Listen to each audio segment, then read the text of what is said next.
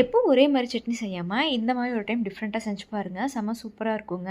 இட்லி, தோசை இதுக்கு எல்லாமே வச்சு சாப்பிட்லாம். அதுக்கு முதல்ல வானல் வச்சு வானல் சூடானதுக்கப்புறமா எண்ணெய் விட்டுக்கோங்க. எண்ணெய் விட்டுட்டு இதில் வந்துட்டு 3-4 பல் பூண்டு, தென் வந்துட்டு காரத்துக்கு தேவையான பச்சை மிளகாய், நீங்கள் வரமிளகா கூட ஆட் பண்ணிக்கலாங்க. நல்லா வணக்கி விட்டுக்கோங்க. மீடியம் சைஸ் பெரிய வெங்காயம் அதுவும் நல்லா வணங்கினதுக்கப்புறமா 2 சின்ன சைஸ் தக்காளி ஆட் பண்ணியிருக்கேன். அது நல்லா மசிஞ்சு வந்ததுக்கப்புறமா வந்துட்டு உப்பும் மஞ்சத்தூள் ஆட் பண்ணிக்கோங்க. ஆட் பண்ணிவிட்டு இதில் வந்து 1/4 டீஸ்பூன் சீரகம், 1/4 டீஸ்பூன் கடலைப்பருப்பு, 2 மிளகு, தென் வந்துட்டு 1/4 டீஸ்பூன் எள்ளு ஆட் பண்ணியிருக்கேன். இது நல்லா வணங்கினதுக்கப்புறமா வந்துட்டு இதில் வந்துட்டு 2 இனுக்கு வந்துட்டு கொத்தமல்லி தழை ஆட் பண்ணியிருக்கேன். இதை வந்து நீங்கள் தண்டோடு ஆட் பண்ணிக்கோங்க.